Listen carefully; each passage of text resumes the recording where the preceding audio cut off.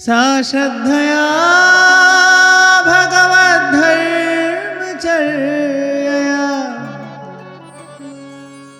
जिज्ञासयाध्यात्मिक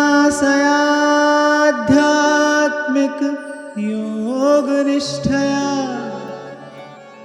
योगेश्वरोपासनया च नित्यं पुण्यश्रवः कथया पुण्यया च। आत्म कल्याण का मार्ग बताते हुए श्री सनत कुमार जी महाराज पृथु से कह रहे हैं कि सबसे पहले तो शास्त्र और गुरु के वचनों में सुदृढ़ विश्वास रखे। यहीं से इस यात्रा का आरंभ होता है, यही इस यात्रा का मंगलाचरण है। प्रथम हृदय श्रद्धा जो करे। और कल इस विषय पर हमने किंचित विस्तार से चर्चा की कि ये श्रद्धा और विश्वास रूपी दैवी संपद प्राप्त कैसे हो और फिर प्राप्त हो जाने पर इसमें अभिवृद्धि कैसे हो। इसके लिए आवश्यक है सात्विक बुद्धि की, व्यवहार हमारा शुद्ध रहे, सत्संग सेवा और सुमिरन से युक्त हमारा जीवन हो, बुद्धि में सत्वगुण की प्रधानता रहेगी तो श्रद्धा और विश्वास बनेगा भी और श्रद्धा और विश्वास बढ़ेगा भी। और फिर दूसरी बात कही भागवत धर्मों का अनुष्ठान करने से। भागवत धर्म अर्थात दयया सर्वभूतेषु संतुष्ट्या येन केन वा सर्वेन्द्रियोपशांत्या च तुष्यत्याशु जनार्दनः। सरलता से किसी को समझना हो तो नरसिंह मेहता जी ने जो पद गाया ना, वैष्णव जन तो तेने कहिए पीर पराई जाने रे, उस पद में उन्होंने पूर्ण रूप से भागवत धर्म का ही वर्णन किया है। क्या होता है भागवत धर्म? वैष्णव जन तो तेने कहिए पीर पराई जाने रे, फिर कह रहे पर दुखे उपकार करे सोए मन अभिमान न आने रे, अर्थात सत्कर्म करे पर कर्तापन के भाव से मुक्त होकर करे। सदा अपने मन में इस बात की भावना दृढ़ रखे कि देनहार कोई और है, जो भेजत दिन रैन लोग भरम हम पर करें तासो नीचे नैन। जब आपको ये लगता है ना मैं करता हूं, तो इससे जो क्रिया आप कर रहे हैं वो दूषित हो जाती है। अहंकार से वो क्रिया दूषित हो जाती है। फिर आप उसको कर्म तो कह सकते हैं, वो पुण्य कर्म तो है, उसका फल तो आपको मिलेगा, लेकिन वो कर्म बंधन से मुक्त कराने वाली सेवा नहीं है। सेवा तो प्रभु को ही दृष्टि में रखकर की जाती है, सेवा केवल निमित्त मात्र होकर की जाती है। यही बात महाराज वाणी में कह रहे हैं, तुद आगे अरदास हमारी जी जंत सब तेरा। देखो जिसकी सेवा कर रहे हो वो भी प्रभु का है, जिस वस्तु से सेवा कर रहे हो वो वस्तु भी प्रभु की है। और थोड़ी बुद्धि शुद्ध हो जाए तो अनुभव होता है जो सेवा कर रहा है वो भी प्रभु का है, और उसके हृदय में जो सेवा की भावना है वो भी प्रभु की ही दी हुई है। तुद आ गए अरदास हमारी जी जंत सब तेरा, कह नानक सब तेरी वड्याई, कोई नाम न जाने मेरा, कोई नाम न जाने मेरा। कितना भी उत्तम कर्म आपने क्यों ना किया हो, लेकिन अगर आपने ये मिला दिया ना उसमें कि भाई मैंने किया है, तो बस वो दूषित हो गया। अब वो पुण्य कर्म है, वो सेवा नहीं है। सेवा तो प्रभु को ही दृष्टि में रखकर होती है। तो कह रहे पर दुखे उपकार करे, सदा दूसरे की सेवा सहायता सहयोग के लिए तत्पर रहे, पर मन अभिमान न आने रे, लेकिन उसका श्रेय न ले। भाई प्रभु की कृपा से हो रहा है, मैं तो निमित्त हूं। जिस क्षण आप सेवा में लगे हो, अगर प्रभु की इच्छा ना होती तो ऐसे ही कर्म के प्रारब्ध के बंधनों में पड़े हम भी कहीं ऐसे किसी गर्त में पड़े होते। जैसे जैसे सारा संसार भटक रहा है, भाई उस समय आप भी भटक रहे होते। प्रभु ने कृपा की, आपको निमित्त बनाया, शुभ कार्य में आपको वो अवसर प्रदान किया। इसके बदले प्रभु को धन्यवाद देते रहने के अतिरिक्त और हम कर ही क्या सकते हैं? क्या किया जा सकता है?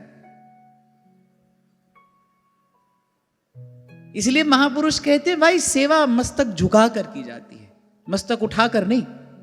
आपको शायद मैंने कभी सुनाया था, श्री जी के मंदिर में पंगत हो रही थी, राजभोग के पश्चात पंगत हो रही थी, तो मुझे जल परसने की सेवा मिली। तो सबके सन्मुख कुल्हड़ रखे थे, उसमें जल डालना था। तो जल डालते चले जा रहा था मैं, साथ साथ थोड़ा जल फैल भी रहा था। एक महात्मा ने मेरी ओर देखा, बड़ा आनंद आता है विचार करके, देखो कैसे कैसे संत होते हैं ना, क्यों जो संतन की बात में बात, बात में बात। तो मैं ऐसे सीधा जल परसता सबको जा रहा था, जल बिखर भी रहा था।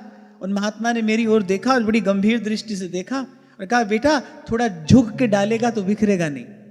इतनी सी बात कह के उन्होंने बहुत कुछ कह दिया। बोले बेटा सेवा की जाती है ना, मस्तक झुका कर की जाती है। बोले बेटा झुक कर डालेगा ना तो जल बिखरेगा नहीं। इतनी सी बात से उन्होंने बता दिया कैसे की जानी चाहिए सेवा। वो घटना मुझे भूलती नहीं। तो उसी को ही सेवा कहेंगे आप, कह सकेंगे आप, जिसमें आप नहीं है, जिसमें केवल प्रभु हैं।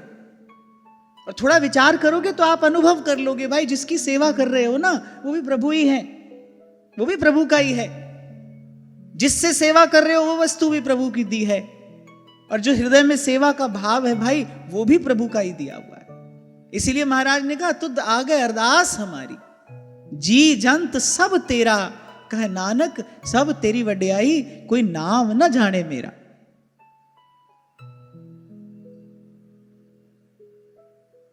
तो इसलिए मैंने कहा सरलता पूर्वक समझना हो भागवत धर्म क्या है। नरसिंह मेहता जी ने इस पद में पूरे भागवत धर्म का ही वर्णन किया है। रिवाच काछ मन निश्चल राखे, सकल लोक मा सहुने वंदे, सिय राम मैं सब जग जानी, करूं प्रणाम जोरी जुग पानी। गोस्वामी जी तो यहां तक कहते, कह रहे केवल जीवित प्राणी ही नहीं, कह रहे जड़ चेतन जग जीव जत, सकल राम मैं जान, वंदऊं सबके पद कमल, सदा जोरी जुग पान, सदा जोरी जुग पान। अब कोई सोचे भाई आज ऐसे संसार में ऐसे कैसे रहेंगे, हमारा काम कैसे चलेगा। आप ऐसे होइए, भक्तों की रक्षा के लिए भगवान सदा तत्पर हैं। आप जो अपनी व्यवस्था करोगे ना उसमें तो कोई खोट हो सकता है, उसमें कोई त्रुटि हो सकती है, पर जैसे भगवान अपने भक्त की संभाल करते हैं ना उसमें कोई त्रुटि नहीं है, कभी नहीं थी, कभी नहीं हो सकती। आप यदि प्रभु के अनुकूल अपना जीवन बनाओगे ना तो आप मेरी बात में विश्वास रखिए, प्रभु सब कुछ आपके अनुकूल कर देंगे। हर स्थिति परिस्थिति आपके अनुकूल हो जाएगी, आपको मार्ग ढूंढना नहीं पड़ेगा, आप जहां पैर रखोगे वही आपके लिए रास्ता हो जाएगा, अगर आपने अपना जीवन प्रभु के अनुकूल बनाया है। पर हमारी दृष्टि संसार पर रहती है, यहां की अनुकूलता प्रतिकूलता, उसके विचार, उसके चिंता चिंतन से मुक्ति नहीं हो पाते, प्रभु की ओर देख ही नहीं पाते, थोड़ा धीरज नहीं धरते, थोड़ी प्रतिकूलता झेल नहीं पाते। अरे लाख बचना चाहते हो दुख से, क्या बच जाते हो? एक बार इस बात का विचार करो, प्राणी लाख दुख से बचना चाहता है, क्या बच पाता है? प्रभु के लिए, प्रभु के अनुकूल अपना जीवन बनाने के लिए अगर थोड़ा कष्ट सहना भी पड़े, अरे यहां तो कुछ हाथ नहीं आता भाई। कहने वाला बड़ी सुंदर बात कहता है कुछ नहीं मिलता एक सबक के अलावा। वो कहता है कुछ नहीं मिला एक सबक के अलावा, खाक हो जाता है कोई खाक के पीछे। यही इस संसार का सत्य है, मिट्टी हो जाता है इंसान, मिट्टी से बने इंसान के पीछे दौड़कर भागकर। एक बार इस बात का विचार करो, लाख दुख से बचने का प्रयास किया पर क्या बच पाए? लाख सुख के पीछे दौड़े पर क्या सुख हाथ आया? कितना यहां की प्रतिकूलता से घबराते हो पर क्या प्रतिकूलता नहीं आती? अरे धीरज धरो, गुरुजनों की बात में विश्वास रखो, प्रभु के नाम का भरोसा रखो, सन्मार्ग पर पांव धरो। वो दूर से कठिन दिखाई पड़ता है पर उस पर चलने में बड़ा सुख है, उस पर चलने में बड़ा आनंद है, क्योंकि सन्मार्ग पर चलने से प्रकृति आपके अनुकूल होती है, आपको भीतर से संतोष रहता है। कोई आपके साथ हो ना हो, लेकिन अगर आप स्वयं अपने साथ हैं, अगर आपका आत्मबल कम नहीं हुआ है, आपकी आत्मशक्ति क्षीण नहीं है, तो आप सारे संसार से जूझ सकते हो। और आपका मनोबल गिर गया है, आप में आत्मबल ही नहीं है, आपके भीतर ही शक्ति नहीं है, सारे लोग आपको सांत्वना दे रहे हैं, आपकी बात नहीं बनेगी। यदि केवल आपका आत्मबल आपके साथ है, वो जो उर अंतर में अंतर्यामी बैठा है ना, यदि वो आपको अपने साथ अनुभव होता है ना, अरे कोई साथ हो ना हो प्रभाव नहीं पड़ेगा। और वहीं दूसरी ओर आपका मनोबल गिर गया है, आप भीतर से ही निराश हताश हो गए हो, सारा संसार आपके साथ हो, कोई लाभ नहीं है। और वो जो अंतर्यामी बैठा है ना, वो कब साथ होता है? जब सतपथ पर आप चलते हैं, चलने का संकल्प करते हैं। भगवती श्रुति यही कहती है, तन में मनः शिव संकल्पमस्तु, पवित्र संकल्प हो। तो कह रहे सकल लोक मां सहुने वंदे, निंदा ना करे केणी रे, और वाच काछ मन निश्चल राखे, धन धन जननी तेनी रे। जाना और वाणी में खोजकर इस पद का विचार करना, यही भागवत धर्म है। तो कहा शास्त्र के और गुरु के वचनों में पहले तो श्रद्धा हो, विश्वास हो कि भाई यहीं से हमारा काम बनेगा, हमारी बिगड़ी बात जो है वो यहीं से बनेगी। देखो भाई, मन बिखरा है ये सत्य है, समेटा जा सकता है ये दूसरा सत्य है, और आपके बिखरे मन को आप ही को समेटना है ये अंतिम सत्य है। ये काम आपको ही करना है भाई। मैं सदा आपको कहता हूं, ये आपके हिस्से का काम कोई दूसरा नहीं करेगा, ये तो आपको ही करना है। इसके लिए आपको ही पुरुषार्थ करना पड़ेगा, लगना पड़ेगा। मैं तो आपको इतना आश्वासन अवश्य दे सकता हूं, संसार के लिए आपने लाख परिश्रम किया है, कुछ हाथ नहीं आया। आप एक बार मेरे प्रभु की ओर ईमानदारी से चलने का प्रयास तो करो। उनका स्वभाव कैसा है?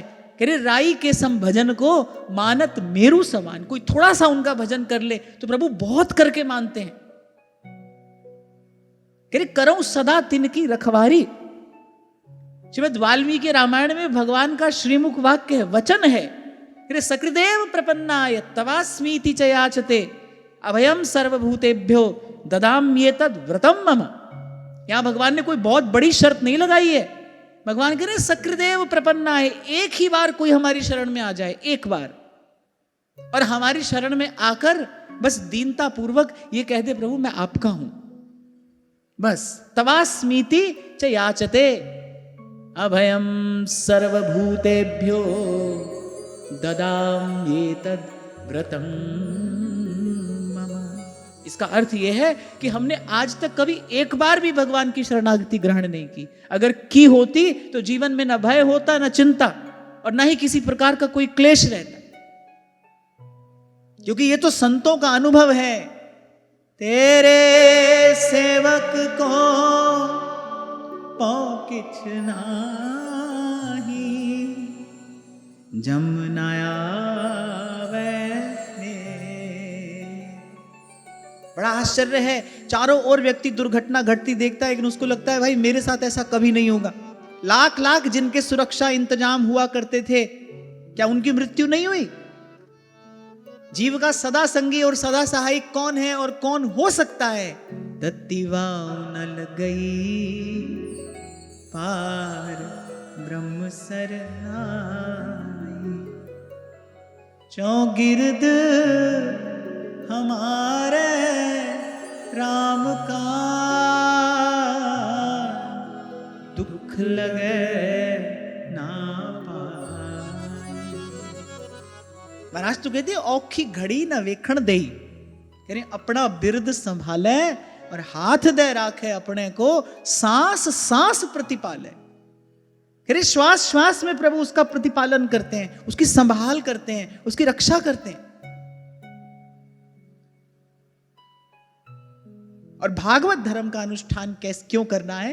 क्योंकि भागवत धर्म के अनुष्ठान से ही ये जो जीव है, जो जन्म जन्म से भूल कर, भटक कर, बिछड़ कर, अनर्थ में लगकर थोड़ा मैला कुचैला हो गया है, भागवत धर्म के अनुष्ठान से ही ये जीव भगवत भजन के, भगवत चरणारविंद के प्रेम के, प्रभु की प्राप्ति के योग्य बनता है। तो भाई प्रभु को पाना है तो फिर इस धर्म का अनुष्ठान करना होगा, और नहीं तो आरंभ तो कम से कम सत्संग, सेवा और सुमिरन की त्रिवेणी में नित्य गोता लगाने से करो। कि भाई थोड़ी देर सत्संग जरूर श्रवण करेंगे, थोड़ी देर बैठ के भगवान का भजन भी करेंगे, और थोड़ी देर के लिए भगवान की नहीं तो संत गुरुजन की, जिसकी भी सेवा प्रभु ने कृपा करके दी है, सेवा अवश्य करेंगे। इस त्रिवेणी में नित्य नियम से गोता लगाना है, सत्संग, सेवा और सुमिरन। चाहे आप 10 मिनट श्रवण करो, 5 मिनट प्रभु का नाम जपो, और जैसा मैंने आपसे कहा था कि घर परिवार में रहते हो तो चाहे एक तुलसी दल लेकर भगवान के चरणों में निवेदन करो, पर प्रभु की सेवा में उपस्थित अवश्य होना चाहिए, नियम से प्रभु की सेवा में उपस्थित अवश्य हुई है। प्रभु मैं आपका सेवक हूं, आप मेरे स्वामी हैं। इस माया और काल के भय से अगर कोई मुक्त हुआ है और होगा, केवल प्रभु का सेवक है, उसको भय नहीं है। तेरे सेवक को पौ किछ नाही, जम न आवे नेरे, जो तेरे रंग राते स्वामी, जन्म मरण दुख नासा तिनका, जन्म मरण दुख नासा, तेरी बख्शना मेटे कोई, सतगुरु का दिलासा। तो ये नियम तो अवश्य लेना चाहिए कि भाई इस त्रिवेणी में नित्य स्नान करेंगे, 5 मिनट 10 मिनट 15 मिनट सत्संग अवश्य श्रवण करेंगे, 5 मिनट 10 मिनट नाम जप अवश्य करेंगे, और इतनी भी अनुकूलता ना हो कि आप एक तुलसी दल भगवान को निवेदन कर सकें, तो मैंने तो आपको सदा कहा है भाई, सर्व के प्रति सद्भाव रखकर 2-5 मिनट भगवान के नाम का कीर्तन करो। यह जगन्नाथ की सबसे बड़ी सेवा है। पर सेवा से हीन जीवन नहीं होना चाहिए भाई, सेवा से रहित हमारा जीवन ना हो। और जैसा थोड़ी देर पहले मैंने कहा ना, कितना प्रयास आपने संसार के लिए किया है, कितनी मेहनत की है संसार के संबंधों का निर्वाह करने के लिए। थोड़ा सजग सावधान होकर देखो, सब कुछ दे देने के बाद भी हाथ क्या आता है भाई? कुछ हाथ नहीं आता। आपको कुछ भी सार स्वरूप हाथ में आता दिखाई नहीं पड़ेगा।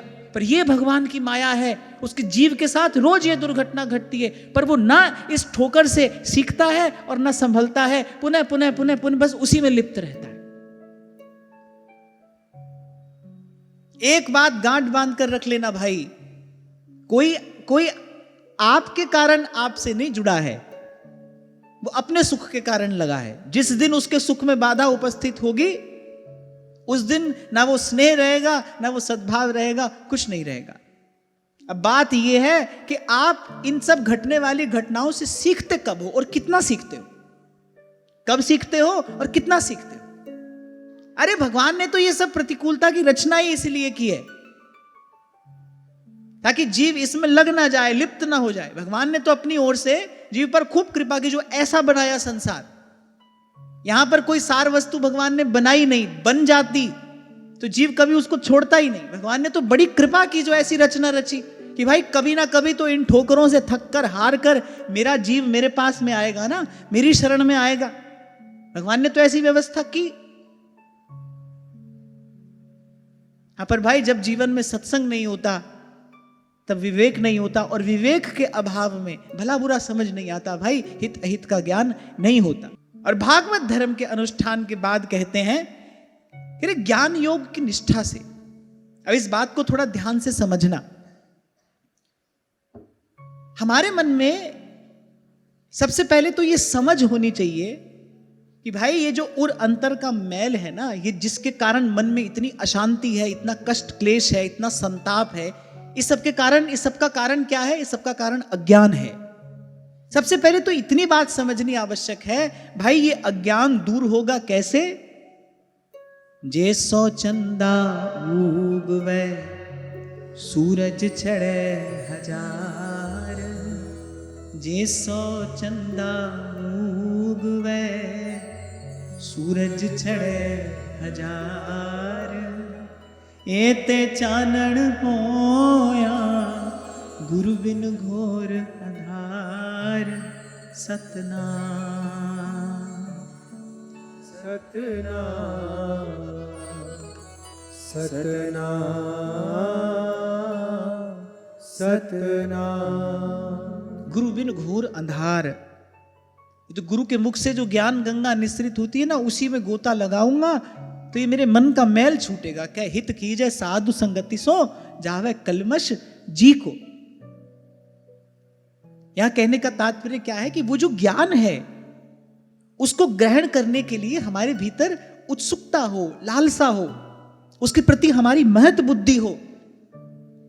सत्संग में आओ तो भाव में भरकर आना चाहिए। कितनी कितनी बड़ी कृपा आज प्रभु ने मुझ पर की है। संतों के, गुरुजनों के चरणों में ले जाकर प्रभु मुझे बैठा रहे हैं। जाने कौन सा शब्द मेरे जीवन की दिशा बदल देगा, जाने कौन से शब्द की चोट मेरे मन को भी लग जाएगी और मेरा मन इस संसार के प्रपंच से मुक्त होकर प्रभु की ओर देखेगा, प्रभु की कृपा का विचार करेगा। कहा जानो कब भाग जगी है। कहते हैं ना श्री गोस्वामी जी, कब हुक हो या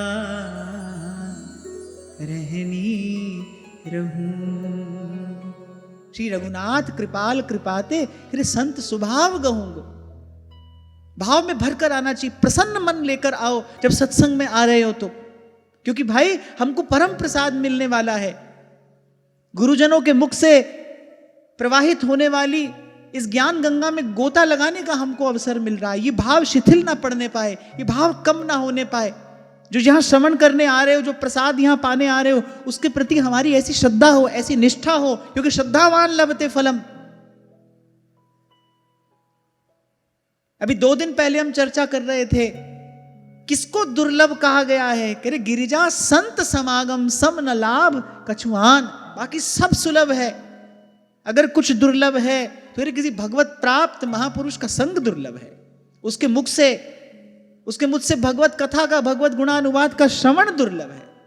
संत समागम, हरि कथा, तुलसी दुर्लभ दोए। हमको प्रभु ने अपनी कृपा से दुर्लभ सुलभ कराया है। चित्त बिल्कुल द्रवीभूत हो जाना चाहिए अपने ऊपर भगवान की कृपा का विचार करके। एक बार श्री कबीर जी के जीवन में ऐसी घटना घटी, सिर्फ एक बार। घर परिवार में उत्सव था, उत्सव की रचना हो गई थी। किसी ने कबीर जी के नाम पर और अनेक अनेक साधु संतों को निमंत्रण दे दिया। कबीर जी के यहां 2 दाने नहीं थे। अब कोई हंसी कराना चाहता था कबीर जी की। उन्होंने कबीर जी के नाम पर और 10 दिशाओं में जाने कितने सहस्त्र साधुओं को प्रसाद पाने का निमंत्रण दे दिया। अब कबीर जी के यहां पर पंगत है, सब संत तो खूब भगवान नाम का कीर्तन करते करते समय से पहले ही आकर पहुंच गए। अब कबीर जी ने देखा, भाई ये क्या घटना घटी। हजारों हजार संत आकर और आंगन के भीतर बाहर चारों ओर जहां देखो वहां वैष्णव संतों का ही दर्शन हो रहा है। अब कबीर जी ने कहा, भाई संतों से कुछ कहा भी कैसे जाए और संतों का स्वागत सत्कार भी कैसे हो। और जैसे भेज दिया ना दुर्योधन ने श्री दुर्वासा जी को, वो 10,000 शिष्यों के साथ पहुंच गए, बोले लाओ भोजन की व्यवस्था करो, वहां एक दाना नहीं है। तो कबीर जी का तो ये मूल मंत्र था, कहे कबीर कोई संग ना साथ।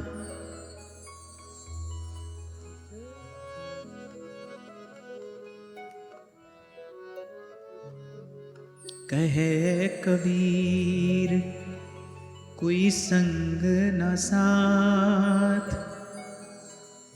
जल थल राख रहे रघुनाथ। तो कबीर जी तो सबकी दृष्टि बचाकर और निकल गए। बोले भाई हम कहाँ जाएं, हमको तो राम राम करने के अतिरिक्त कुछ आता नहीं, संतों से कुछ कहा भी नहीं जा सकता। कोई और आता तो झगड़ पड़ते, पर भाई संत आए हैं, वैष्णव संत हैं, भगवान के नाम का कीर्तन हो रहा है, 10 दिशाएं गूंज रही हैं, इतने संत वहां पर आकर एकत्रित हुए। तो कबीर जी सबकी दृष्टि बचाकर निकल गए और गंगा किनारे किसी निर्जन स्थान में किसी वृक्ष की ओट में जाकर और राम राम करने लगे। और वहां दीनानाथ का सिंहासन हिला। अपना मान टले टल जाए, पर भक्त का मान न टलते देखा। अब ठाकुर जी ने कहा, भाई ये सब छोड़कर हमसे लगा है तो हमको भी सब छोड़कर इनके लिए लगना पड़ेगा। तो श्री ठाकुर जी आए कबीर जी का रूप धारण करके, बड़े आनंद से खूब तो सुंदर संतों को पंगत कराई, अपने ही हाथ से भगवान ने दक्षिणा भी दी। सब संत प्रसन्न होकर और कबीर जी की जय जयकार करते हुए जा रहे हैं। जब कबीर जी लौट कर आए ना, और जब कबीर जी ने ये ये सब सुना तो अपने ऊपर जब भगवान की कृपा का विचार किया ना, कबीर जी ने कहा भाई आज के बाद संसार की ओर नहीं देखेंगे। इतनी कृपा भगवान ने हम पर की, बोले मुझ जैसे पर भगवान की इतनी कृपा है, हम जैसों पर श्री रघुनाथ जी ऐसी कृपा रखते हैं। और अस प्रभु छाड़ भजही जे आना, फिर ते नर पशु बिन पूछ बिसाना। बोले आज के बाद संसार की ओर नहीं देखेंगे। एक बार ऐसी घटना घटी, प्रभु ने अपनी कृपा का अनुभव कराया और कबीर जी लग गए प्रभु के चरणों से। अब भाई वो तो लगे ही हुए थे, पर प्रभु ने ऐसी लीला करके दिखाई। अब मानो तो भाई हम पर भी प्रभु की ऐसी कृपा है। कैसे संसार के प्रपंच से हमको छुड़ाकर प्रभु अपने चरणों की शीतल छाया में हमको लाकर नित्य बैठाते हैं। श्रीमद् भागवत जैसे सत्शास्त्र की सन्निधि में हम प्रभु की लीला कथा का कीर्तन श्रवण कर रहे हैं, और भगवान क्या देंगे भाई आपको हमको। तो प्रभु की कृपा का स्वयं पर विचार करना चाहिए, प्रभु की कृपा का स्वयं पर अनुभव करना चाहिए, और प्रभु की कृपा स्वयं पर विचार कर बड़ा बल मिलेगा आपके मन को। भाई भगवान की मुझ पर कृपा दृष्टि है, भगवान मुझसे स्नेह करते हैं, प्रभु मेरे अनुकूल हैं। ऐसी स्थिति, ऐसी अनुकूलता पाकर भगवान का भजन नहीं करोगे तो कब करोगे। बार बार तो बनत नहीं ये संजोग अनूप, मानुष तन वृंदा विपिन, रसिकन संग विविरू। भगवान की इस अकारण कृपा करुणा का सतत निरंतर विचार करो। अकारण कृपा है भगवान की। भाई हम में तो ऐसा कुछ था नहीं। जैसे महाराज पृथु ने कहा, बोले आपका दर्शन हमको हो रहा है, बोले हमने तो ऐसा कोई पुण्य किया नहीं, हमारी समझ में तो हमने कोई ऐसा कार्य नहीं किया जिससे आपका दर्शन हो जाए। तो भाई हमने तो ऐसा कुछ किया नहीं, देत लेत है आप ही, और पलटू पलटू सोर, और पलटू पलटू सोर राम की ऐसी इच्छा। प्रभु की इच्छा है भाई, प्रभु की कृपा है। प्रभु ने कृपा की धारा हमारे जीवन में बहाई है, इसमें अवगाहन करो और सदा सदा के लिए धन्य हो जाओ, कृतार्थ हो जाओ। इस भाव से मन भरा रहना चाहिए। किसी अन्य भाव का, किसी अनर्थ मूलक भाव का चिंतन ही हमारे जीवन में ना हो। इसी को तो कहा है कर ले दिल दी सफाई जे दीदार चाहिदा है। इसी को तो कहा है अपने मन मंदिर की सफाई करना। इस भाव से कर लो अपने मन मंदिर का मार्जन, शुद्ध करो अपने मन को। भाई मुझ पर भगवान की कृपा है, प्रभु छुड़ाने वाले हैं मुझे संसार के प्रपंच से। इस भाव से धीरे धीरे बढ़ोगे तो आप देखोगे आपके भीतर की जो भावना है ना, वो परिपक्व होती जा रही है, उसकी जड़ पक्की होती जा रही है। और जैसा ध्रुवदास जी कह रहे हैं ना, जड़ नीके गहे फिर कछु चिंता नाही। एक बार जड़ गहरी हो जाए फिर भले हाथी बांध लो वृक्ष से। बड़े बड़े आंधी तूफान वृक्ष झेल जाते हैं ना, हिलते नहीं अपने स्थान से। ऐसे हमारी भावना परिपक्व हो जाए तो जब सत्संग में आओ, सत्संग के प्रति हमारी ऐसी महत्व बुद्धि हो, सत्संग में जो हमको प्रसाद मिल रहा है उसके प्रति हमारी ऐसी भावना हो, ऐसी आदर बुद्धि हो हमारी उसके प्रति। ये कोई साधारण घटना नहीं है। मैं आपको इसलिए बिल्कुल नहीं कह रहा हूं कि भाई मैं यहां पर कुछ कह रहा हूं, मैं तो यहां कहने वाला हूं ही नहीं। देत लेत है आप ही पलटू पलटू सोर, हमको तो भाई इस बात का पक्का विश्वास है। आपने तो फिर भी कुछ किया होगा, आपने तो फिर भी कुछ भजन साधन किया होगा, मैंने तो वो भी नहीं किया भाई। बस पलटू पलटू सोर राम की ऐसी इच्छा। और संत कह रहे हैं हरि इच्छा भावी बलवाना। भगवान की इच्छा सबसे बलवान है। जीवन में जो हो रहा है ना भाई, भगवान की इच्छा है, और भगवान की इच्छा सबसे बलवान है। ये पंक्तियां तो कभी कभी मुझे ऐसे लगता है कि पलटू साहब ने बिल्कुल मेरे ही लिए कही है। देत लेत है आप ही पलटू पलटू सोर, पलटू पलटू सोर राम की ऐसी इच्छा। कौड़ी घर में नहीं आप मैं मांगू भिक्षा। पर ऐसा मेरे प्रभु का स्वभाव सदा से ही रहा है। अदना के सिर छत्र और पैज की करे बढ़ाई, और राई पर्वत करे करे पर्वत की राई। लीला अगम अपार सकल घट अंतर जामी, खाए खिलाए आप दे हमको बदनामी।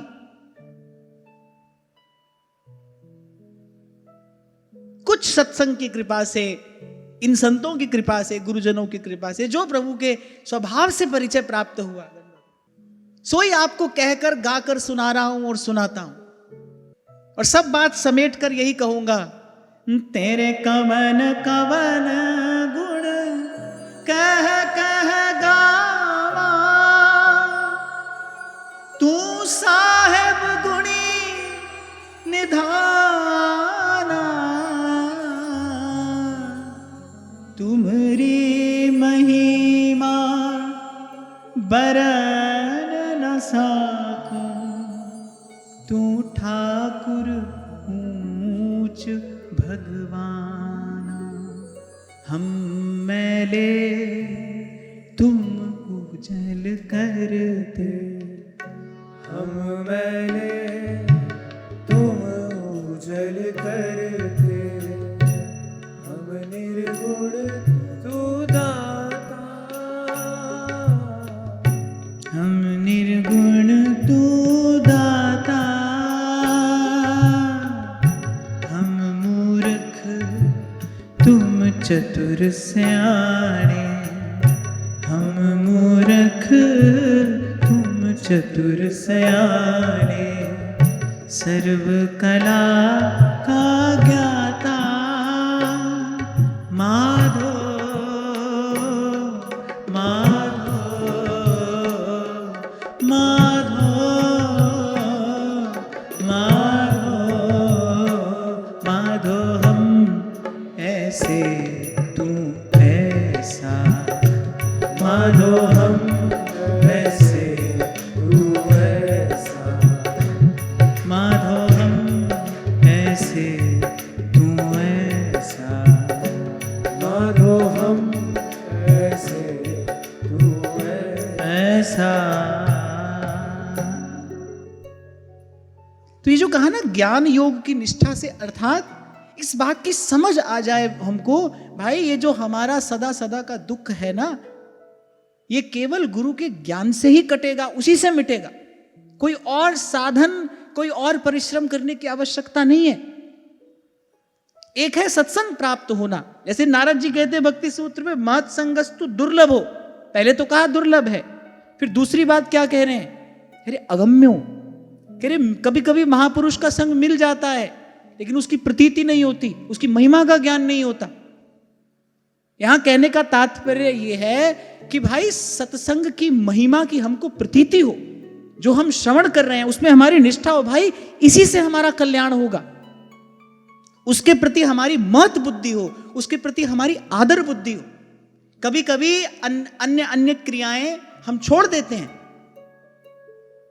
इतना सत्संग श्रवण किया है तो ठीक है, संत कह रहे हैं, गुरुजन कह रहे हैं, सब कह रहे हैं और आसपास सब कर भी रहे हैं, तो हम लग गए सब छोड़कर, मान लो नाम जप में लग गए या श्री जी की सेवा में लग गए। लेकिन कभी कभी ऐसी स्थिति में क्या होता है, जो अन्य क्रियाएं हैं उनके प्रति हमारी महत् बुद्धि नहीं समाप्त होती, उनके प्रति हमारी आदर बुद्धि समाप्त नहीं होती। तो हमारी महत् बुद्धि, हमारी आदर बुद्धि केवल गुरु के ज्ञान के प्रति हो। भाई ये जो उर अंतर का मैल छूटेगा ना, ये अपने साधन से, अपनी सामर्थ्य से नहीं होगा, किसी और पुरुषार्थ करने से भी नहीं होगा। ये तो गुरु के मुख से जो ज्ञान निश्रित हो रहा है। गोस्वामी जी पहली बात कहते हैं, वंदौ गुरुपद कंज, कृपा सिंधु नर रूप हरि, महामोह तम पुंज, जासु वचन रवि करहि निकर। जब तक गुरु के शब्द रूपी सूर्य उदय नहीं होगा, फिर तब तक उर अंतर का ये जो मोहांधकार है ये दूर नहीं होगा।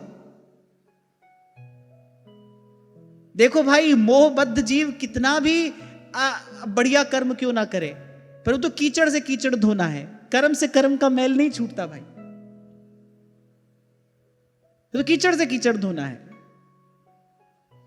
जब तक गुरु के चरण शरण में नहीं जाएगा तब तक कर्तापन से मुक्त नहीं होगा, और जब तक कर्तापन से मुक्त नहीं होगा तब तक कर्म ही कर रहा है, वो किसी भी प्रकार का कर्म क्यों ना हो, पर वो पिंजरे से मुक्त नहीं है।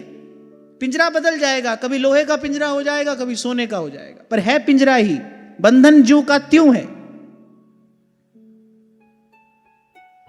कितना सुंदर क्रम बिठाया है कबीर जी ने, मन मस्त हाथी पे मुनिया बैठी, अंकुश दे दे हारी। पहले जीव की दशा क्या है, भाई मन के कहे चल रहा है, मन के कहे लगा है, मन भटका रहा है। मन मस्त हाथी पे मुनिया बैठी, बोले अंकुश दे दे हरी। खूब मन को समझाने का प्रयास किया, नहीं समझा, नहीं समझता है। फिर सब संतन मिल ज्ञान बताया, फिर मुनिया हो गई न्यारी। अच्छा, ये तो आप भी अनुभव करोगे कि सही प्रकार से यदि सत्संग का सेवन किया जाए तो सत्संग का श्रवण मात्र ही आपको संसार से न्यारा तो कर देता है। संसार से न्यारा कर देता है तात्पर्य अब वहां मन नहीं लगता, वो उस सब की रुचि अब नहीं है। भले आपको आगे अभी कुछ ना मिला हो, भले अभी आपको अध्यात्म के देश में कोई अनुभव नहीं हुआ, कुछ आपको दिखाई नहीं पड़ा, लेकिन भाई वो भी नहीं अच्छा लगता। यहां देखो, आज एक बहन ने ये प्रश्न किया है कि जब आपसे दीक्षा ली थी तो मैंने लिखा था कि कामी हूं, क्रोधी हूं, कपटी हूं, और सब सत्य लिखा था। आपने मेरा निवेदन स्वीकार किया और दीक्षा दी। कुछ काल हुए सत्संग भी श्रवण करती हूं और नियम से नाम जप भी करने का प्रयास करती हूं, और कुछ अनुभव तो नहीं हुआ, लेकिन अब मैं वो नहीं रही जो पहले थी। ऐसा परिवार के सब लोग भी कहते हैं और आसपास के सब लोग भी कहते हैं। श्री जी की कृपा से अब मुझसे वो नहीं होता जो मुझे नहीं करना चाहिए। दीक्षा लेने के बाद तन का भेष भी बदला और मन का भाव भी बदला। अब ये जो इतने सुंदर शब्द लिखे हैं, सत्संग का प्रभाव, सत्संग का प्रसाद तो यहीं पर दिखाई पड़ रहा है। इसलिए मैंने कहा भले आपको आगे कुछ दिखाई ना पड़े, लेकिन वो छूट जाएगा। हम कहते हैं ना, भगवान साधन साध्य नहीं है, भगवान कृपा साध्य है। कोई पूछता है फिर साधन किस लिए? साधन भाई संसार से मुक्त भी करता है और साधन संसार से दूर भी रखता है। साधन आपको संसार के उस कीचड़ से बचा कर भी रखता है। भगवान तो अपनी कृपा से ही मिलते हैं। फिर आगे ये बहन लिख रही है कि अब ठाकुर जी का प्रसाद ही पाती हूं, कभी कभी परिवार में इन सब के कारण प्रतिकूल परिस्थिति भी हो जाती है। और जब आपने कहा कि इधर के लगते रहिए उधर के हो जाइए, तो ये सब युक्ति बहुत काम आती है। कहने का तात्पर्य ये है भाई, सत्संग ने जीवन बदल दिया है, अब सन्मार्ग दिखाई भी पड़ रहा है और उस पर चलने का साहस भी प्राप्त हो गया है। उस पर ही चलना है, इस बात की दृढ़ता भी मन में आ गई है। अब प्रश्न बड़ा भोला सा है कि आपने कहा कि एक अपराध मुझसे रोज बन रहा है। कहते हैं जूता पहन के नाम नहीं जपना चाहिए। जब अपने कार्यस्थल पर जाती हूं तो ड्राइव करते हुए ना भी चाहूं तो नाम जप हो जाता है और जूता पहना होता है। तो एक अपराध मुझसे रोज बन रहा है, तो इसका आप निवारण कर दीजिए। बड़ी भोली बहन मालूम पड़ती है कि आपने कहा कहते हैं, ऐसे सबकी बात सुनते नहीं है। कहते तो सब हैं, सबकी बात सुनते नहीं है। और भाई जूता पहना हो कि जूता नहीं पहना हो, देह तो भाई हर काल में अपवित्र है। और वैसे भी अपने आप को शरीर समझो तो लगता है भाई कपड़ा पहना है, जूता पहना है। पर एक बार गुरु के ज्ञान का विचार करो, अपने आप को केवल जीवात्मा मानो, तो आपको पता चलेगा कि हमने तो 24 घंटे ही हार्ड मास का कपड़ा पहना है। सब साधन इसी को पहनकर ही तो करते हैं। आपको लगता है कि लाल पीला कपड़ा पहना है, ये कब तक लगता है? जब तक स्वयं में देह बुद्धि होती है तब तक लगता है भाई ये कपड़ा पहना है, उजला कपड़ा पहना है, काला कपड़ा पहना है। पर जैसे ही अपने स्वरूप का ज्ञान होता है, आपको दूर से दिखाई पड़ रहा है कि मैंने ये उज्जवल वस्त्र पहने हैं। ना ना भाई, इस जीवात्मा ने तो ये हार्ड मास का वस्त्र ही ओढ़ा है। गीता में भगवान यही तो कहते हैं, कह रहे ये वस्त्र जब पुराना हो जाता है फिर जीवात्मा इस वस्त्र को छोड़कर नया वस्त्र धारण कर लेती है। तो 24 घंटे भाई ये हार्ड मास का वस्त्र ही तो हमने पहना है। सब सेवा सुमिरन इसी को पहनकर ही तो करते हैं। नाम जप के समय किसी भी बात का विचार करने की कोई आवश्यकता नहीं। किसी भी स्थिति में नाम जप किया जा सकता है, पहली बात, किया जाना चाहिए, ये दूसरी बात। किसी भी स्थिति में नाम जप के समय विचार नहीं करना चाहिए। जीव किसी भी प्रकार से लाख स्नान कर ले, लाख आचार विचार कर ले, शुद्ध हो नहीं सकता। भगवान का भजन ही उसको शुद्ध करता है। यही तो भगवान की हम पर कृपा करुणा है, यही तो भगवान की अकारण कृपा का दर्शन होता है और करना चाहिए कि इस मैले कुचैले जीव को प्रभु ने अपने भजन का अधिकार दिया है। आपसे कहा तो था मैंने, भगवान का नाम अप्राकृत है। ये हार्ड मास मन बुद्धि सब प्राकृत है, ये इंद्रियां सब प्राकृत हैं। ये प्राकृत अप्राकृत का भजन कैसे कर लेते हैं? नहीं कर सकते, जिस उसकी कृपा के बिना, उसकी इच्छा के बिना ये नहीं हो सकता। तभी महाराज कहते हैं तुध पावे ता नाम जपावे, सुख तेरा दिता लइए, सुख तेरा दिता लइए, सुख तेरा दिता लइए, सुख तेरा दिता लइए। और फिर आपने कहा कि आप तो अपने आप को रोकने का प्रयास करते हो, नाम जब हो जाता है। देखो कितनी बड़ी भगवान की कृपा है, ये नाम की कितनी बड़ी कृपा है कि स्वतः ही नाम चल रहा है। तो भाई किसी को भी, हाँ, जब मंदिर में श्री जी की सेवा में हो उस समय तो थोड़े आचार विचार का ध्यान रखना चाहिए, शिष्टाचार सदाचार उस समय तो ध्यान में रखना चाहिए, पर नाम जप के समय कोई विचार करने की आवश्यकता नहीं है। ऐसा नाम निरंजन होवे, ऐसा नाम निरंजन होवे, ऐसा नाम निरंजन होवे, ऐसा नाम निरंजन होवे। तो कह रहे, हम ये कह रहे थे सत्संग आपको वहां से तो न्यारा कर देगा। तो कबीर जी बड़ा सुंदर क्रम बैठाते हैं इस पद में, यानी पहले मन मस्त डाल पे मुनिया बैठी, अंकुश दे दे हारी, संत मिले करी कृपा, संत मिले मोहे तिनते धीरज पाया। अगर सब संतन मिल ज्ञान बताया, मुनिया हो गई न्यारी। न्यारा करने वाला भी कौन है? ज्ञान है। संसार से न्यारा करने वाला कौन है? ज्ञान ही तो है। अरे सब संतन मिल ज्ञान बताया और मुनिया हो गई न्यारी। और फिर बैठी कहाँ? अलख डाल पे मुनिया बैठी पी ज्ञान की बूटी। तो कह रहे वहां सत्संग की डाल पर बैठकर मुनिया ने अरे उस ज्ञान की बूटी पी। सतगुरु मिल गए जुगत बता दी, साहेब मिल गए जुगत बता दी, हरि नाम ले छूटी मुनिया पिंजरे वाली ना। ओ मुनिया पिंजरे वाली ना, मुनिया पिंजरे वाली ना, ओ मुनिया पिंजरे वाली ना। अच्छा गाओगे? गाओ। अलख डाल पे मुनिया बैठी पी ज्ञान की बूटी, अलख डाल पे मुनिया बैठी पी ज्ञान की बूटी, अलख डाल पे मुनिया बैठी पी ज्ञान की बूटी, अलख डाल पे मुनिया बैठी पी ज्ञान की बूटी। सतगुरु मिल गए जुगत बता दी, गुरु मिल गए जुगत बता दी, साहेब मिल गए जुगत बता दी, हरि नाम ले छूटी मुनिया पिंजरे वाली ना। ओ मुनिया पिंजरे वाली ना, ओ मुनिया पिंजरे वाली ना, ओ मुनिया पिंजरे वाली ना। सतगुरु है व्यापारी तेरा साहेब है व्यापारी, सतगुरु है व्यापारी तेरा साहिब है व्यापारी, सतगुरु है व्यापारी तेरा साहेब है व्यापारी। मुनिया पिंजरे वाली ना, मुनिया पिंजरे वाली ना, मुनिया पिंजरे वाली ना, ओ मुनिया पिंजरे वाली ना। कहत कबीर सुनो भाई साधो मुनिया की गति न्यारी, कहत कबीर सुनो भाई साधो मुनिया की गति न्यारी, कहत कबीर सुनो भाई साधो मुनिया की गति न्यारी। कहत कबीर सुनो भाई साधो मुनिया की गति न्यारी। जो मुनिया को लखे लखावे, मुनिया को लखे लखावे, जो मुनिया को लखे लखावे, आवागमन निवारी मुनिया पिंजरे वाली ना, ओ मुनिया पिंजरे वाली ना। मुनिया पिंजरे वाली ना, ओ मुनिया पिंजरे वाली ना।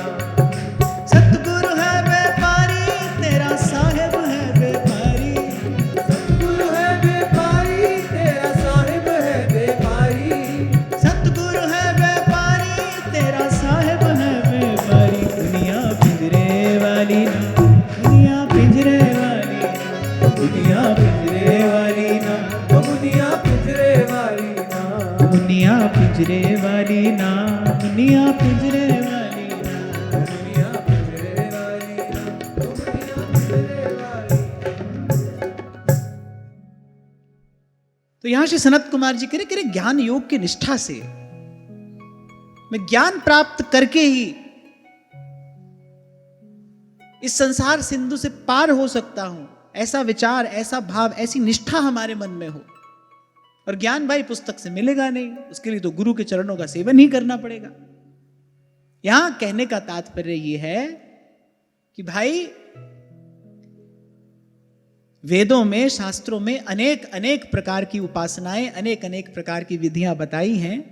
वो सब अपने अपने स्थान पर कुछ फल की प्राप्ति कराने वाली हैं, पर इस भव सिंधु से जीव का निस्तार तो ज्ञान से ही हो सकता है, और ज्ञान गुरु की कृपा से, गुरु के चरणों के सेवन से ही प्राप्त होता है। यहां ये क्यों कहा गया ज्ञान योग की निष्ठा से? माने सब ओर से मन सिमट के पहले केवल एक सन्मार्ग का विचार करें। भाई इसी मार्ग पर अब चलना है, अब इधर उधर और भटकना नहीं है, और कुछ नहीं करना है। अब कोई ऐसो रे भेंटे संत, और मेरी लाहे सगली चिंत, ठाकुर स्यों मेरो रंग लावे। आपको सुनाया था ना मैंने, श्री स्वामी शरणानंद जी महाराज की कृपा पात्र वो देवकी माता जी। महाराज जी भूमिका में ये दो पंक्तियां लिखी थी। कोई कोई शब्द ऐसा होता है जो सदा के लिए आपके पास रह भी जाता है, और समय समय पर वो किसी संजीवनी की भांति आपके भाव का पोषण भी करता रहता है। मुझे ऐसा लगता है भाई, बड़ा विनम्र निवेदन है मेरा, कि इस अध्यात्म के मार्ग पर साधक का पोषण भी और साधक का रक्षण भी संतों के शब्द, संतों के अनुभव ही करते हैं। उन्हीं के सानिध्य में ये बीज पुष्पित, पल्लवित होता है, सुफलित होता है। तो आरंभ में ही उन्होंने लिखा कि जब मैं सब साधन करके थक गई, हार गई, और कुछ भी मार्ग नहीं सूझ रहा था, और मैं समझता हूं कि बड़ी उच्च कोटि की साधिका वो स्वयं रही होंगी, जिन पर ऐसे महापुरुष ने इतनी कृपा की, उनको योग्य समझा होगा, तभी भगवान की गोद में ले जाकर बैठाया, वो अमृत उनको पिलाया। और वो कहती हैं अपना अनुभव, बड़ा मूल्यवान अनुभव है ये, कि मैं जब सब करके थक गई, हार गई, और मुझे कोई मार्ग नहीं सूझ रहा था, तो बस एक दिन हृदय से बस यही करुण पुकार उठी कि अब तो कोई ऐसा संत मिल जाए जिसने प्रभु के घर का द्वार देखा हो, उसको पाकर मैं निश्चिंत हो जाऊं। कोई ऐसा संत मिल जाए जिसने प्रभु के घर का द्वार देखा हो, कोई ऐसो रे सुखदाई, जिन हरि की कथा सुनाई, तिस भेंटे गति होए हमारी, तिस भेंटे गति होए हमारी। नहीं तो भाई पढ़े रे सगले वेद, और नहीं चूके मन खेद। संत कह रहे हैं एक खिन ना धी रही मेरे मन के पंचा। बोले सब वेद शास्त्र खूब भली प्रकार से पढ़ लिए, पर कह रहे मन के जो पंच विकार है, कह रहे एक क्षण के लिए एक को भी आराम नहीं आया। पढ़े रे सगले वेद, नहीं चूके मन खेद, एक खिन ना धी रही मेरे घर के पंचा।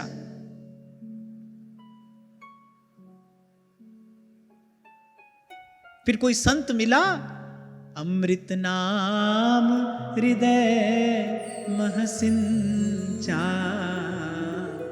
अमृत नाम हृदय महसिंचा। तो इसको कहा ज्ञान योग की निष्ठा हो। अभी हमारी निष्ठा थोड़ी धन में है, थोड़ी परिवार में है, थोड़ी पद प्रतिष्ठा में है, इससे कोई कार्य सिद्ध होगा, अमुक व्यक्ति से, अमुक वस्तु से कोई कार्य सिद्ध होगा, तो आपकी उसमें निष्ठा है। और यहां कह रहे निष्ठा ज्ञान योग में। भाई कार्य सिद्ध मेरा तब होगा जब सत्संग की कृपा से मेरा विवेक जगेगा, सत असत का जब मुझे बोध हो जाएगा, गुरु की कृपा के बल पर मैं असत का त्याग करके सत को ग्रहण करने योग्य होऊंगा, भाई तब सुख मिलेगा मुझे। और इस सब का मूल क्या है? करे प्रथम जो सेवहु गुरु के चरण, जिन यह धर्म कहो सब करण, नाम प्रताप बताइयो।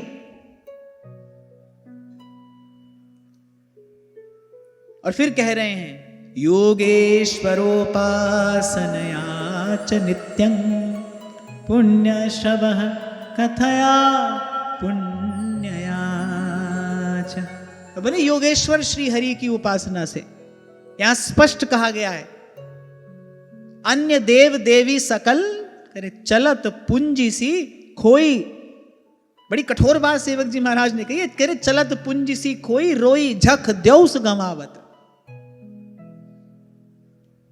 कह रहे सीधे सीधे केवल योगेश्वर श्री हरि की उपासना से, जो माया काल इन सब से परे है, जिसको कई बार मैं अलख निरंजन कहता हूं, जो अलख है निरंजन है, केवल उसी की उपासना से जीव का पिंड छूटता है इस संसार से, इस प्रपंच से। तापत्रय विनाशाय श्री कृष्णाय वयं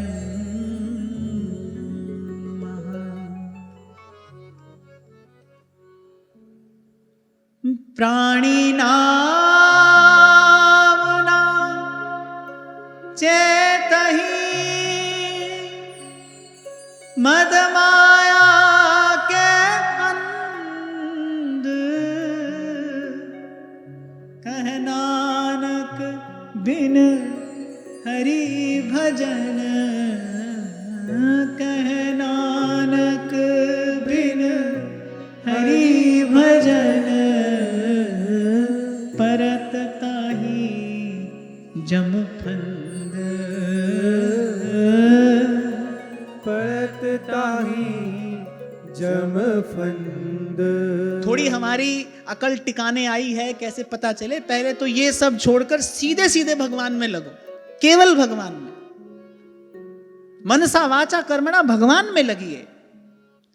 तभी आपको उस दिन कहा था, अरे रोना धोना हंसना गाना जो भी है ना, तेरे नाल हंसना तेरे नाल रोना। प्रभु से कहिए, कुछ भी कहना हो प्रभु से कहिए। जब दीक्षा होती है ना तो मैं ये बात कहता हूं कि भाई आज से जो भी अपने हृदय का सुख दुख है ना, अपने महाप्रभु जी से कहना है, अपने राधा वल्लभ लाल से कहना है। अब किसी और की आशा नहीं लगानी है, किसी और द्वार पर नहीं जाना है। अनन्य भाव से कहा, योगेश्वर श्री हरि की उपासना से। पूर्व में प्रसंग आया, आपको स्मरण हो तो, भाई सबको देने वाले कौन है? यही हैं। जो भी कहीं वर दे रहा है वो किसकी सामर्थ्य से दे रहा है, किसकी शक्ति से दे रहा है? वो एक ही है, वो एक ही है। इसी बच्ची ने मुझसे प्रश्न पूछा था ना कि आप बार बार कहते हो वो एक ही है, वो एक ही है, तो वो एक कौन है ये भी तो आप हमको बताओ। राम कृष्ण हरि विठ्ठल विठ्ठल राम कृष्ण हरि विठ्ठल, राम कृष्ण हरि विठ्ठल विठ्ठल राम कृष्ण हरि विठ्ठल। इसीलिए महाराज कहते हैं कि हरि को नाम सदा सुखदाई, जहां को सिमर अजामिल उधर्यो, गणिका हूं गति पाई, पांचाली को राज सभा में राम नाम सुधे आई, ता को दुख हर्यो करुणा में अपनी पैज बढ़ाई। जी नर जस कृपा निधि गायो, ताको भयो सहाई, कहु नानक में यही भरोसे, कहु नानक में यही भरोसे, गही आन सरनाई,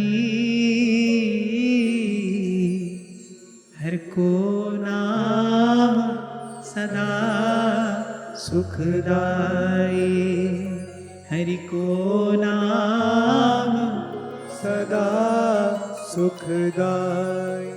केवल श्री हरि की उपासना से, उन्हीं का नाम, उन्हीं का गुणानुवाद, उन्हीं का प्रसाद। हाँ, तो यहां यह स्पष्ट है, योगेश्वरोपासनया च नित्यं पुण्यश्रवः कथया पुण्यया च। केवल श्री हरि की उपासना से, उन्हीं का नाम, उन्हीं का गुणानुवाद, उन्हीं के नाम का कीर्तन, उन्हीं के गुणों का गान, उन्हीं का दर्शन, उन्हीं के प्रसाद का सेवन। क्योंकि भाई अब तो ऐसा समय उपस्थित हो गया ना कि मंदिर भी भाव को विचार में रखकर नहीं बनाए जा रहे। अब तो मंदिरों का निर्माण, मंदिरों की पद्धति कुछ और हो गई ना। तो जब आप कोई कहता है ना हम मंदिर जाते हैं, पता नहीं कहां जाते हो भाई, 10 20 50 देवी देवता साथ में बैठाए हैं, जो मंदिर में नहीं होना चाहिए। शास्त्र की दृष्टि से जिसको मंदिर में विराजमान करने का, प्रतिष्ठित करने का अधिकारी नहीं है, वो भी अब तो सब मंदिर में है। तो इसलिए यह बात स्पष्ट रूप से कहना अति आवश्यक हो जाता है कि किसकी उपासना, किसकी पूजा, किसकी सेवा, केवल राम कृष्ण हरि विठ्ठल विठ्ठल राम कृष्ण हरि विठ्ठल। जीव को पार करने वाले श्री हरि ही हैं भाई। श्री कृष्ण शरणं मम, श्री कृष्ण शरणं मम, श्री कृष्ण शरणं मम, श्री कृष्ण शरणं मम। और आगे कहा कि अगर पूजा अर्चना की विधि न आती हो तो कहे नित्य प्रति पुण्य कीर्ति श्री भगवान की पावन कथाओं को सुनने से। और कोई विधि आपको नहीं आती। उपासना का अर्थ क्या होता है? उपासना का अर्थ होता है निकट जाकर बैठना, समीप जाकर बैठने को उपासना कहते हैं। यहां शब्द का प्रयोग किया, पूजा अर्चना नहीं कहा गया। कह रहे योगेश्वर उपासनया च नित्यम, श्री हरि की उपासना से, माने किसी भी प्रकार से भगवान के निकट जाकर बैठने से। और उपासना की अनेक अनेक विधियां हैं, पर कोई और विधि ना आती हो तो यहां श्री सनत कुमार जी कह रहे क्या करे? श्रवण मंगलम। बस प्रभु से ये प्रार्थना करें, प्रभु कोई ऐसी व्यवस्था आप मेरे लिए कर दो कि नित्य प्रति आपकी कथा श्रवण करने को हमको मिल जाए। श्रवण मंगलम। और कोई विधि नहीं आती, बस इतने से ही भगवान की उपासना हो जाएगी। और वैसे भी थोड़ा पलड़ा जो भारी रहता है वो श्रोता का ही रहता है। कीर्तन करने वाले का मंगल बाद में होता है, पहले का श्रवण मंगलम। जो सुन रहा है उसका मंगल, सुनने मात्र से मंगल है। क्यों? क्योंकि जिस कीर्ति का आप श्रवण कर रहे हैं वो क्या है? पुण्य कीर्ति है। ये जिन श्लोकों का ये गान यहां किया जा रहा है, ये उत्तम श्लोक हैं। ये इनका संबंध भगवान से है। ये निर्मल पावन यश है भगवान का, जीवन को भीतर बाहर से उज्जवल पवित्र कर देने वाला है। इसका श्रवण मात्र ही मंगलमय है, सुनने मात्र से ही कल्याण है। और फिर कह रहे कि क्या नहीं करना। पहले तो बताया क्या करना चाहिए, गुरु के वचनों में विश्वास रखना, भागवत धर्म का पालन करना, ज्ञान योग में आपकी निष्ठा हो, इतनी समझ अपने भीतर विकसित करिए भाई ये जो प्रपंच है इससे कैसे मुक्ति होगी, इससे कैसे छुटकारा होगा। गुरु चरणों के सेवन से, क्योंकि गुरु चरणों का सेवन करेंगे, गुरु की कृपा से ज्ञान प्राप्त होगा, ज्ञान से ये बंधन टूटेगा, ज्ञान से पिंड छूटेगा। यहां से कोई भी कर्म यज्ञ अनुष्ठान आपको संसार से छुड़ा नहीं सकता। तभी सेवक जी महाराज कहने करे कहा भय किए कर्म, इतना सब किया, बोले क्या कर लिया? अभी आगे ही आप इसका जो अगला प्रसंग है आप श्रवण करेंगे। नारद जी उपदेश देंगे राजा प्राचीन बरही को, वो बेचारे जीवन भर यज्ञ करने में ही लगे रहे। तब नारद जी ने कहा क्या कर रहे हो ये? बोले ये सब तो संसार में डालने वाला है, संसार में बांधने वाला है। चुपके से कह दिया भगवान ने अर्जुन से गीता जी में, त्रैगुण्य विषया वेदा निस्त्रैगुण्य भवार्जुन। त्रैगुण्य विषया वेदा निस्त्रैगुण्य भवार्जुन। अरे जो सब इसमें कहा सुना गया है वो अंत में डालने वाला संस्कृति में ही है, इससे मुक्त कराने वाला नहीं है। मुक्त कराने वाला बिन हरि भजन न भौतरिये, यह सिद्धांत अपे। श्री कागभूषुंडी जी कहते हैं कि सेवक सेव्य भाव बिन भव न तरिये उर्गारी। जब तक जीव अपने स्वरूप में स्थित ना हो, और जीव का सहज स्वरूप क्या है? मैं प्रभु का दास हूं, प्रभु का सेवक हूं। यही हमारा विशुद्धतम परिचय है। हम कौन हैं? प्रभु के सेवक हैं, प्रभु के दास हैं। हमारे आचार्य ने हमको इसी भाव में प्रतिष्ठित किया है। प्रिया जी की किंकिरी हूं मैं। महाप्रभु जी ने इसी भाव में तो हमको प्रतिष्ठित किया है, क्योंकि जीव का सहज स्वरूप यही है। अच्छा, जीव अपने आप को प्रभु का सेवक कहता है और स्वामी ऐसा उदार है, वो सेवक को केवल सेवक ना मानकर अपना सखा भी मानता है। इसीलिए ये उपासना किंकरी भाव की उपासना भी है और सहचरी भाव की उपासना भी है। जितनी भी सहचरियां हैं वो तो अपने आप को प्रिया जी की किंकरी ही मानती हैं, लेकिन प्रिया जी ऐसी उदार हैं, वो उनको अपना सख्य अपनी कृपा से, अपनी करुणा से प्रदान करती है। सहचरियों की ओर से खड़े हो जाओ तो भाई ये विशुद्ध कैंकर्य भाव ही है। महाप्रभु कहते हैं ना कि श्री जी तो बड़ी उदार हैं। किसी दिन प्रसन्न होकर श्री जी मुझ पर रीझ कर बोले अपने लाल जी को ही मुझे दे देती है। महाप्रभु कहते हैं सुधानिधि में, बोले इतनी प्रसन्न हो जाती है प्रिया जी, मुझ पर ऐसी रीझ जाती हैं, बोले वो लाल जी को ही मुझे दे देती हैं और मैं प्रिया जी की कृपा पात्र हूं। बोले इसका विचार करके लाल जी भी मुझे निहाल कर देते हैं, बोले वो भी मुझे अपने हृदय से लगाते हैं, अपनी प्रसादी माला मुझे पहनाते हैं, अपना चर्वित तांबूल मेरे मुख में प्रदान करते हैं। बोले इस भाव से वो भी मुझे लाड़ लड़ाते हैं। पर महाप्रभु क्या कह रहे हैं, देखो कितना विशुद्ध कैंकर्य भाव है। महाप्रभु कह रहे ऐसी स्थिति में भी तवैव श्री राधे पदरस विलासे मम मनः, मेरा मन तो आपके श्री चरणों में ही रहता है। मैं तो अपने कैंकर्य भाव में ही स्थित रहती हूं, मैं एक क्षण के लिए भी भूलती नहीं, मैं तो केवल आपके चरणों की किंकरी हूं। तवैव आश्रित है, जो मनसा वाचा कर्मणा केवल आप पर आश्रित है। क्योंकि भाई जीव का सहज स्वरूप यही है कि वो प्रभु का दास है, प्रभु का सेवक है। और गोस्वामी जी कहते हैं सेवक सेव्य भाव बिन, बड़ा अमूल्य सिद्धांत है ये। भवना तरिये उर्गारी, भवना तरिये उर्गारी, अप्रत्यक्ष रूप से बड़े लोगों को कुछ कहना हो तो एक शिष्टाचार है। अगर किसी श्रेष्ठ व्यक्ति को जो आपसे आयु में बड़ा है, आपसे प्रतिभा में बड़ा है, लेकिन किसी समय यदि आपको उसके हित की कोई बात कहनी भी है ना, तो ऐसे सीधे नहीं कह दी जाती है। उसको कहने की भी एक विधि है, एक शिष्टाचार पूर्वक ही उसको वो बात कही जाती है, सादर कही जाती है।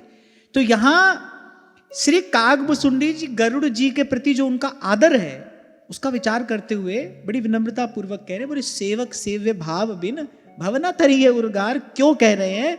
बोले प्रभु माथे पर बैठ जाएं या माथे पर बिठा लें, पर लेकिन हमको तो अपने भीतर से इसी भाव में स्थित रहना है। भाई ये स्वामी हैं, हम सेवक हैं। आपको लगा कि आप कुछ हैं, तभी तो भगवान की लीला में आपने किंतु परंतु किया, ये कैसे हो गया और ये कैसे हो गया। जबकि सेवक का धर्म क्या है? स्वामी की इच्छा ही सेवक की इच्छा है। उसको स्वामी के विचार में, स्वामी के निर्णय में किंतु परंतु करने का अधिकार नहीं है। यदि स्वामी से कुछ अनुचित भी होता हो तो भी सेवक विनम्रता पूर्वक केवल अपना भाव रख सकता है, स्वामी को निर्देश नहीं दे सकता क्योंकि सेवक है। तो यहां श्री कागभुसुंडी जी ने एक प्रकार से गरुड़ जी को कहा, बोले आप भगवान के नित्य पार्षद हैं, आप तो भगवान के वाहन हैं, हरिजान कहाँ है? बोले लेकिन फिर भी हैं हम सब प्रभु के दास ही। बोले जैसे ही इस भाव से मन किंचित इधर उधर जाए और हम अपने आप को कहीं कुछ समझने लगे, बोले बस उसी समय भगवान की माया आकर झपटती है और फिर जीव कहां से कहां जाकर पड़ता है। सेवक सेव्य भाव बिनु भवना तरिये उर्गार। और गोस्वामी जी कह रहे ये सिद्धांत है, ये सिद्धांत है।